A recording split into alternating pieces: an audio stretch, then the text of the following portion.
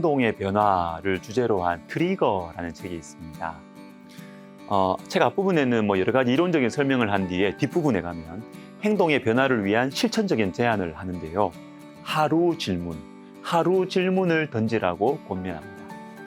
자, 계획을 잘 세우는데 왜 변화가 일어나지 않을까? 그것은 한 걸음 작은 실천을 안 하기 때문이다. 이렇게 하면서 하루 질문이라는 것을 한번 던져보라고 말해요, 저자가.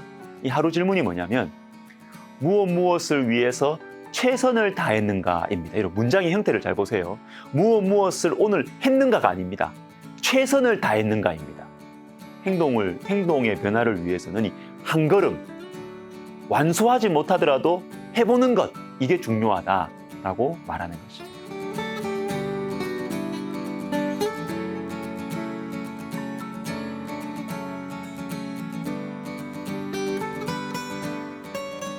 자, 한 가지만 마음에 새기면 좋겠습니다. 작은 것이 중요하다.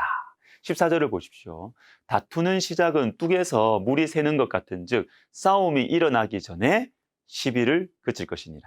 자, 작은 시비를 내버려 두면 큰 싸움으로 번져간다는 것이죠. 자, 물을 막아서는 뚝은 한 번에 무너지지 않는다고 해요. 작은 틈에서 조금씩 물이 새는 것을 방치하면 그 틈이 점점 더 커져가지고 무너져 버리는 것입니다. 자, 24절도 읽어드리겠습니다. 지혜는 명철한 자 앞에 있거늘 미련한 자는 눈을 땅 끝에 두느니라. 여러분 잘 보세요. 앞에와 땅 끝에 이 대조를 이루고 있습니다. 자, 지혜가 어디에 있느냐 하면 저 멀리 땅 끝에 있지 않고 명철한 자 바로 앞에 있다고 하십니다. 여러분, 지혜는 멀리 있지 않습니다. 하나님을 경외하는 명철한 자 가까이에 지혜가 있습니다. 여러분, 작은 것이 중요합니다. 가까이에 있는 사람들이 소중해요. 자, 세계적인 리더십 전문가인 존 맥스웰은 우리가 멘토를 찾을 때 처음부터 너무 높은 사람을 만나지 말라 이렇게 권합니다. 한번 이분의 글을 한번 들어보십시오.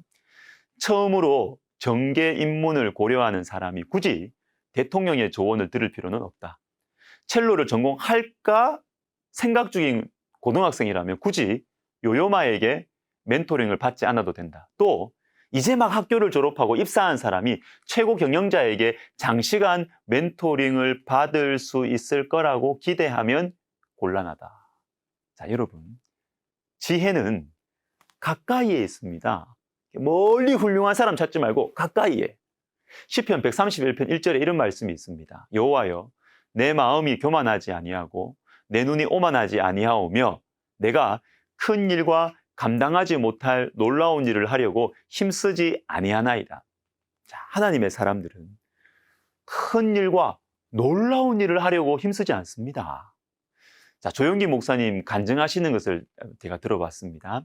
단일 교회로 세계 최대의 교회, 여의도 순복음교회. 사람들은 자꾸 조 목사님한테 당신 대교회주의자라고 자꾸 비판을 한대요. 그런데 이분이 하시는 말씀이 아니 교회가 커지는 것이 내가 하고 싶다고 되냐고 하시면서 자신은 이렇게 큰 교회가 될 줄 몰랐다고 하십니다. 또 하고 싶은 마음도 없었대요. 그냥 하나님께 순종하면서 따라오다 보니까 이렇게 됐다라는 것입니다. 예수님께서는 천국이 작은 겨자씨 한 알과 누룩과 같다고 하셨습니다.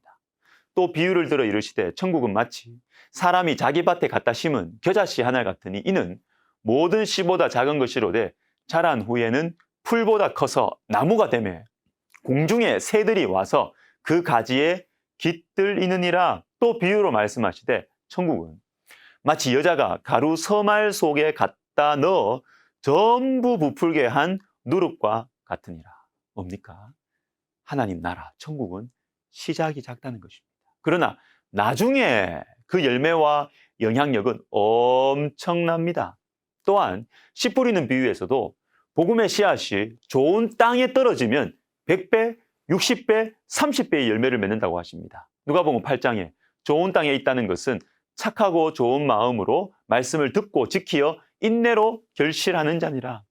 착하고 좋은 마음으로 하나님의 말씀을 듣고 지키고 인내하면 엄청난 열매를 맺게 될 것입니다. 여러분, 작은 것이 중요해요. 작은 것이. 저는 신학생들 가끔 만날 기회, 또 뭐 말씀을 전할 기회가 있는데요. 신학생들에게 이런 이야기를 가끔 해줍니다. 미래를 위한 가장 좋은 준비는 오늘 여기에서 최선을 다하는 것입니다. 자, 이 말은 언뜻 보면 비현실적인 것처럼 보입니다. 미래를 위해서 계획을 잘하고 준비를 하는 것보다 오늘 여기에서 최선을 다하라고 하는 거니까.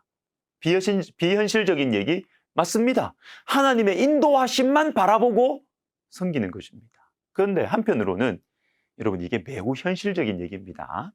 오늘 여기에 지금 나에게 주어진 일과 영혼들을 지금 내가 섬기고 있는 이 교회에서 최선을 다해서 섬기는 사람, 영혼들을 섬기고 또 더 좋은 곳, 나와는 더 잘 어울리는 곳에 마음을 두고 있는 사람. 여러분, 차이가 안 나겠어요? 지금 섬기고 있는 교회에 최선을 다하는 사람과 자꾸 눈을 딴 데 두고 있어요. 나는 더 훌륭한 사람이다. 이렇게 이 마음을 가지고 섬기는 사람, 차이를 성도님들이 모를까요?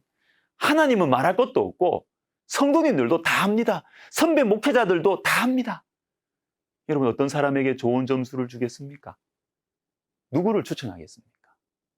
미래를 위한 가장 좋은 준비는 오늘 여기에서 최선을 다하는 것입니다.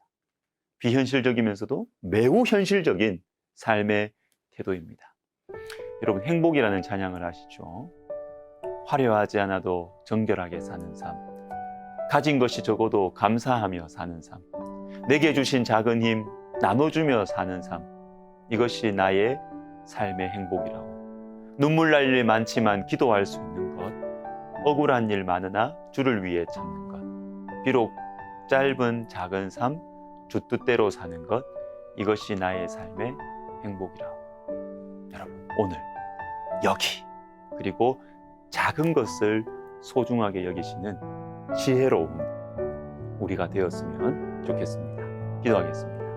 하나님 아버지, 오늘 여기 작은 것, 가까이에 있는 사람에게 정말 주께 하듯이 최선을 다하여 섬기는 지혜로운 그리스도인 되게 하여 주옵소서. 예수님의 이름으로 기도하옵나이다. 아멘.